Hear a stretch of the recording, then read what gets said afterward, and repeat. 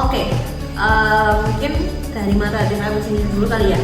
Untuk matahari keramik itu kita base-nya adalah studio keramik. Jadi studio keramik itu apa sih sebenarnya?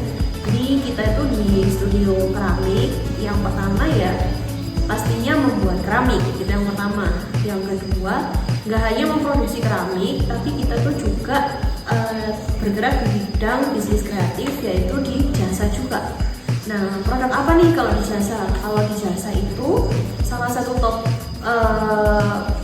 produk kita itu adalah workshop pottery gitu, atau pottery class. Biasanya di Matahari sendiri itu kalau untuk pottery class kita ada beberapa program, mulai dari regular class, private pottery class, kemudian biasanya juga workshop atau creativity training untuk company. Kemudian kita juga punya program di educational program, biasanya itu workshop yang terkhususkan untuk di edukasi keramik, biasanya untuk teman-teman yang masih di sekolah, usia sekolah gitu. Kemudian kita juga ada program internship yang salah satunya berkolaborasi dan bekerja sama dengan beberapa universitas.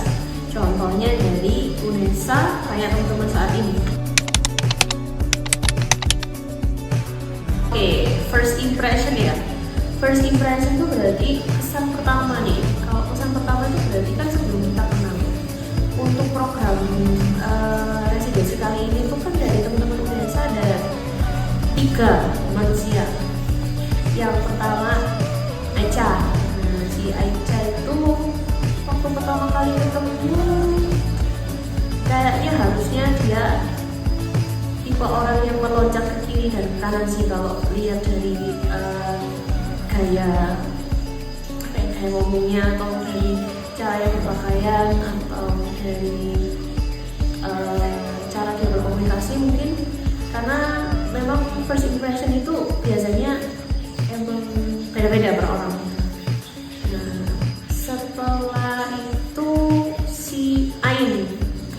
Nah, kalau si Ain mungkin kepribadiannya agak berbeda nih kayaknya sama Ica.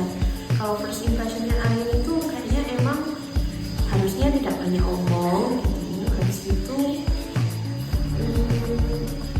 tipe orang yang lebih suka bekerja daripada berbicara kayaknya gitu. Itu first impressionnya gitu. Terus kalau yang ketiga Olga. Kalau Olga sendiri waktu pertama ketemu rambutnya panjang waktu itu kayaknya. Terus agak habis disemir gitu loh kayaknya. Iya nggak sih? Hitam mbak. Kak, mana ya? Ya pokoknya kayaknya kelihatan kalau agak unik. Soalnya juga banyak yang dikerenteng-kerenteng gitu aksesorisnya. Iya kan? Itu si Olga gitu. Kemudian kayaknya sih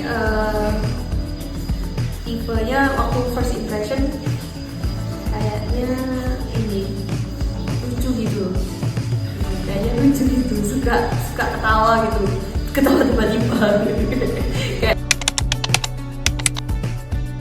Oke, kalau itu kayaknya memang yang pasti perjalanan kali ini itu aku merasa ada apa ya, sebenarnya dari kekaryaan sendiri ternyata awalnya ini kan first impression akhirnya kalian itu kan seni murni yang sudah dapat keramik dasar sampai kontemporer saya kira waktu itu. Jadi waktu itu aku ngasih kayaknya waktu di minggu pertama itu kalian langsung bikin gitu nggak sih?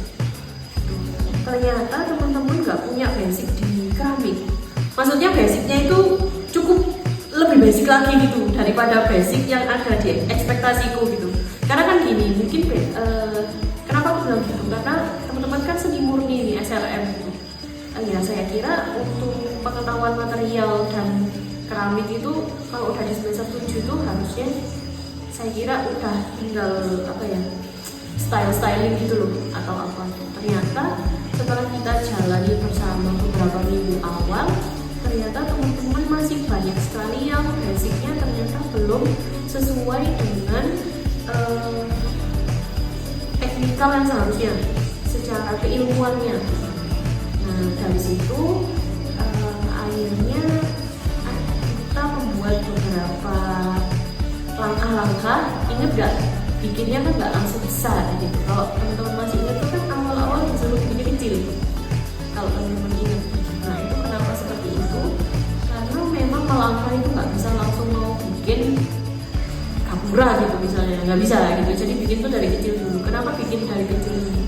Untuk mengetahui bahwa prinsip 3 dimensi itu memang mencakup banyak hal, nggak hanya tentang estetika, nggak hanya tentang apa gitu, tapi ada banyak hal di situ. Dan di situ mulai terlihat progresnya, mulai dari awal itu bikin ternyata nggak dilem, kamu masih ingat itu? Ada yang bikin nggak pakai lem gitu, langsung ditempel gitu, habis itu dikasih air banyak gitu. Ada beberapa hal kesalahan-kesalahan minor yang ternyata teman-teman belum tahu kalau ternyata itu sebaiknya tidak dilakukan. Nah ya dari situ, setelah itu semakin bertingkat, akhirnya kan mulai punya ide gitu, untuk riset karya yang jauh lebih tahapannya jauh next daripada yang awal gitu. Tapi memang di awal-awal itu kita banyak memberikan latihan kepada teman-teman secara visual gitu. Jadi memang penguasaan material dulu gitu. Kemudian setelah itu baru diarahkan sesuai dengan stylenya masing-masing gitu. Jadi kan sebenarnya banyak belajar dan mengalami gitu. Akhirnya mulai muncul gayanya masing-masing. Kemudian udah karena basicnya memang 2 dimensi, akhirnya pengolahan materialnya lebih kepada relief 2 dimensi gitu. Cuman tidak boleh membosankan gitu, akhirnya kan diolah lagi dari relief itu tetap ada sesuatu yang menarik gitu. Kemudian kalau dari Ain, kayaknya Ain suka mengeksplor bentuk-bentuk yang kayak semacam kayak patung gitu kan, patung atau figuratif, juga bentuk-bentuk yang punya tekstur yang cukup unik gitu, tapi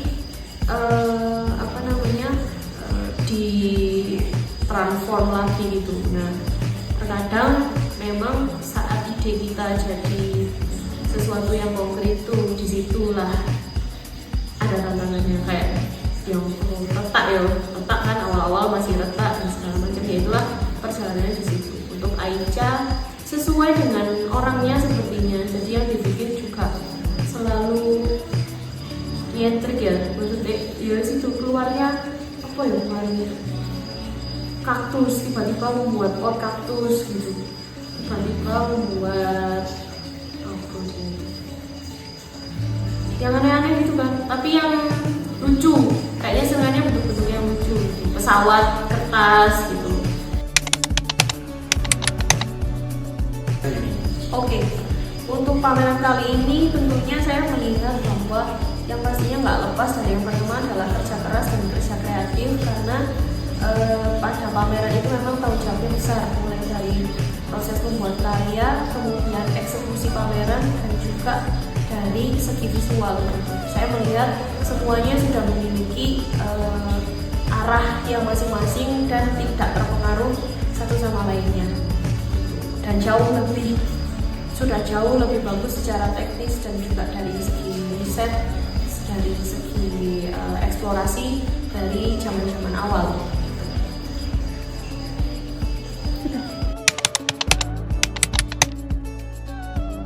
Kalau kesan dan pesan ya, mungkin yang pasti untuk semuanya yaitu tadi, jangan capek untuk berusaha dan jangan berkecil hati. Namanya gagal itu emang gak enak, tapi harus dialami dan harus dinikmati. Supaya apa? Supaya kita bisa tahu rasanya gagal, sehingga kita juga bisa mempersiapkan gimana rasanya untuk berhasil. Kalau nggak pernah gagal, gimana mau berhasil? Enggak. Kemudian sebagai kreator atau sebagai seniman atau sebagai nggak tahu nanti kalian mau jadi yang mana, akademisi atau yang lain, banyak jalan ke depan nanti yang pastinya berbeda pilihannya untuk teman-teman. Tapi yang paling penting adalah apapun pilihannya, selalu berikan yang 100%. Jangan pernah nanggung 100%. Kalau bisa 200%. Karena yang namanya kerja keras nggak akan pernah mengkhianati hasil. Itu. Oke Kak, Semoga komentar dari Kak Aisyah ini bisa bermanfaat bagi teman-teman. Terima kasih Kak Aisyah. Oke, sampai ketemu lagi. Bye.